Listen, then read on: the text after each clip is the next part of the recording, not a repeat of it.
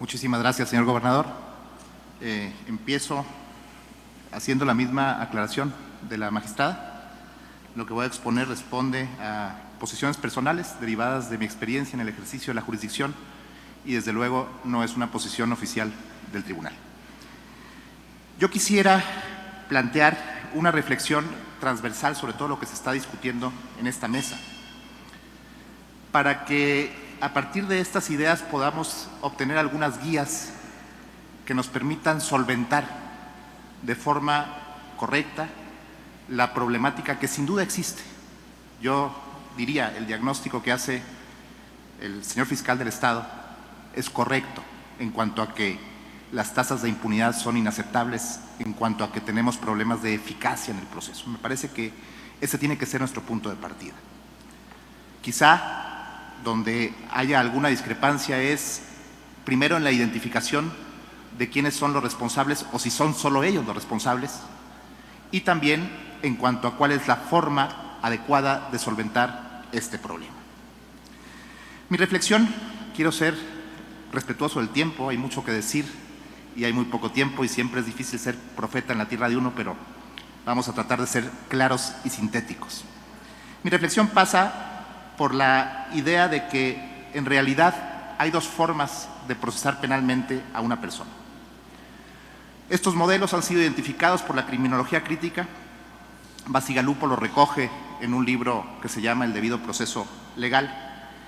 Y el primer modelo es el del que la criminología inglesa ha denominado el del control social del delito y que se corresponde también con el modelo vertical del que habla Mirjan Damaska en Las caras de la justicia y la autoridad del Estado. Se trata de un sistema que facilita la persecución, un sistema en el que todo está puesto sobre la mesa para que sea más fácil obtener una condena. Damaska incluso llega a ser muy radical en su conclusión, dice, es una fábrica de condenas. Claro, se asume que esas condenas en su mayoría son justas, pero también se paga la factura de que haya condenas injustas. El mejor rasgo de este sistema es aquel que permite petrificar, vamos a decir así, la prueba en una etapa temprana. Cuando esa prueba se incorpora a un expediente, el testigo que declara se torna irrelevante y es sustituido por la declaración. Luego esa declaración permanece y eventualmente puede servir para obtener una condena en cualquier momento y con independencia del tiempo que haya pasado. Ocurre aquí como en el caso de Juan Rulfo. El expediente es un conjunto de murmullos, porque una vez que el testigo declara, el testigo se muere y lo que queda es el murmullo. Y entonces la posibilidad de defensa se torna bastante complicada. En el otro modelo, que Bacigalupo denomina del control social del delito, la idea es que la policía y la fiscalía sea capaz de llevar la prueba a la audiencia de juicio y que esa prueba sea valorada en la audiencia de juicio. En este modelo, el testimonio de María no es la declaración de María, sino es María declarando en el estrado en una audiencia, con todas las garantías que supone la propia audiencia. Hay una relación cierta entre el sistema de justicia y el sistema de seguridad. Ciertamente, aquí ha habido malos entendidos. Con mucha frecuencia, los defensores del sistema de justicia dicen que la justicia no es responsable de la seguridad. Y con mucha frecuencia los responsables del sistema de seguridad y procuración le echan la culpa al sistema de justicia de que las cosas no funcionan. Me parece que estas dos posiciones son inaceptables. La función del proceso penal es legitimar la política de seguridad. Y esa política de seguridad solo puede ser legitimada cuando las instituciones del Estado son capaces de procesar penalmente a alguien en una audiencia y con base en la información que se produce en la audiencia misma. Esto es bien importante.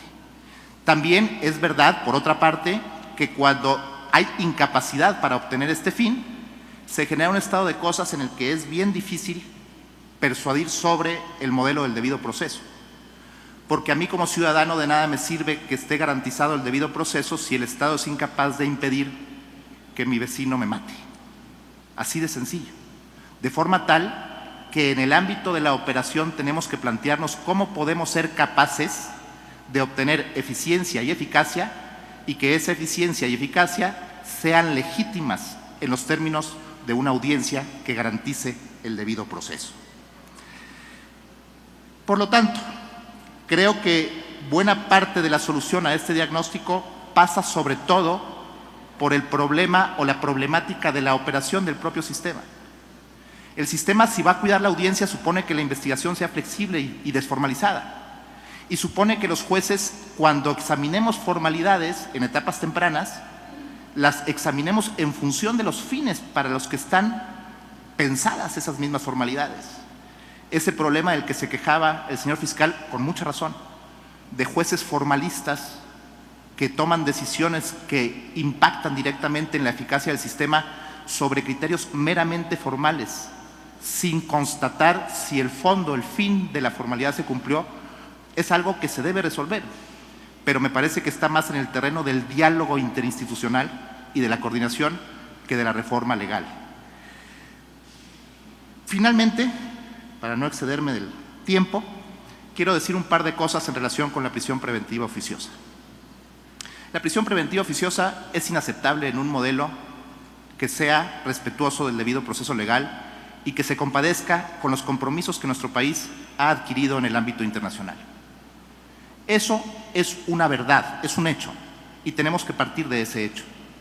El problema es cómo solventar aquellos casos en los que los defectos de operación producen que personas que sin duda deberían estar en prisión preventiva salgan en libertad, y peor aún si vuelven a delinquir.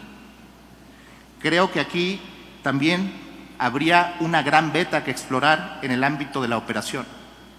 La información confiable sobre niveles de riesgo que proporcione las unidades de medidas cautelares es algo importante. La información de contexto que pueda llevar la Fiscalía para detectar cuando hay organizaciones criminales también es importante. Por lo tanto, habría que plantearse si podemos avanzar en este camino más que en el de la reforma legal. En 2008, cuando inició el sistema en Chihuahua, durante el año y cacho en el que no hubo prisión preventiva oficiosa y ya estábamos en el contexto de una guerra, porque eso era lo que teníamos, la prisión preventiva oficiosa no fue un tema, porque los jueces aplicaron correctamente los criterios y los fiscales argumentaron correctamente para que quien tenía que estar detenido efectivamente lo estuviera. Por último, en relación con esto, pero también con las complicaciones derivadas del crimen organizado. Cuando pensamos en lo que nos está ocurriendo, solemos enfocarnos en el delincuente que es acusado por un delito grave en el que hay una organización criminal de por medio, en el que está en juego la seguridad del Estado. Difícilmente pensamos en los defectos del sistema cuando hablamos del ladrón común o cuando hablamos de la persona que comete un delito de violencia familiar o un fraude. Ahí no es tema. Y desde luego, bajo la lógica de los problemas que tenemos de operación, quiero poner sobre la mesa, y aprovechando que está aquí el señor diputado, que la solución para que el sistema funcione en condiciones de normalidad pasa, al menos por este momento en nuestro país, porque nos tomemos en serio el régimen de procesamiento y sanción de delincuencia organizada. El que actualmente está es insuficiente, no permite procesar todo esto. Buena parte de estos problemas los podemos resolver con un buen marco de excepción, pero que sea parejo y que reparta competencias también con los estados. Muchísimas gracias.